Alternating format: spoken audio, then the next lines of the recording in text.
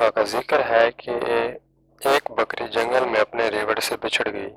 شام ہو رہی تھی اور رفتہ رفتہ رات کی سیاہی پھیل رہی تھی، اس لیے اس نے رات جنگل میں ہی گزارنے کا فیصلہ کیا۔ تھوڑی دور آ کر اسے ایک غار نظر آئی جو ایک پہاڑی کے پاس تھی۔ بکری کو رات گزارنے کے لیے یہ غار پسند آئی تو وہ غار کے اندر چلی گئی اور ایک کونے میں جا کر بیٹھ گئی۔ اتفاق سے اس غار کے ایک کونے میں ایک خونخوار شیر بھی رہتا تھا جو اس وقت غار کے اندر ہی تھا۔ شیر کو دیکھ کر بکری بری طرح سے ڈر گئی۔ اب وہ غار سے بھاگ کر زیادہ دور بھی نہیں جا سکتی تھی کیونکہ باہر بہت اندھیرا ہو چکا تھا اور دوسرے جنگلی جانوروں کا بھی اس کو ڈر تھا۔ پھر اچانک ہی بکری کے دماغ میں ایک ترکیب آئی۔ اس نے اپنی گردن اکڑا لی اور شیر کی آنکھوں میں آنکھیں ڈال کر اسے گھورنے لگی۔ شیر نے یہ سب دیکھا تو اسے اپنی آنکھوں پہ یقین نہ آیا۔ آج تک کسی جانور کو غار میں آنے کی ہمت نہ ہوئی تھی۔ شیر نے گرج کر کہا، تم کون ہو اور میرے غار میں کیوں آئی ہو؟ بکری بھی اکڑ کر بولی، میں بکریوں کی ملکہ ہوں۔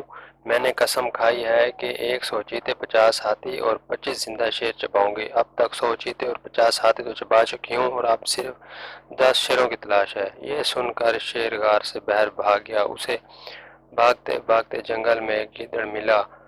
گیدڑ نے شیر کو یوں بھاگتے دیکھا تو پوچھا، اے جنگل کے بادشاہ، اب تیزی سے کدھر بھاگے جا رہے ہیں؟ کیا مسئلہ ہے؟ شیر نے ساری بات گیدڑ کو بتائی۔ گیدڑ شیر کی بات سن کر بہت ہنسا اور بولا، ارے بادشاہ سلامت، اس بکری نے ضرور آپ سے مذاق کیا ہوگا۔ بھلا یہ بکری ایسا کیسے کر سکتی ہے؟ اس نے اپنی جان بچانے کے لیے یہ سب آپ سے کیا بتایا ہوگا۔ آئیں واپس غار میں چلتے ہیں، آج بیٹھے بٹھائے اتنی بڑی دعوت ملی ہے ہمیں۔ اس طرح شیر اور گیدڑ واپس آ گئے۔ جب بکری نے دونوں کو آتے دیکھا تو پہلے تو وہ تھوڑی گھبرائی لیکن پھر ہمت کر کے بولی، اے نامعقول غلام، ہم نے تجھ سے 10 شیر لانے کو کہا تھا اور تم ایک ہی لے کر واپس آ گئے ہو۔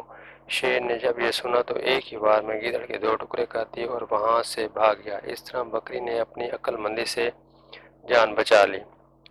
پیارے بچوں، اگر آپ کو ہماری ویڈیو اچھی لگی ہو تو ہمارے چینل کو سبسکرائب کریں اور بیل آئیکن کو بھی پریس کریں تاکہ آنے والی تمام نئی ویڈیو آپ تک بآسانی پہنچ سکیں۔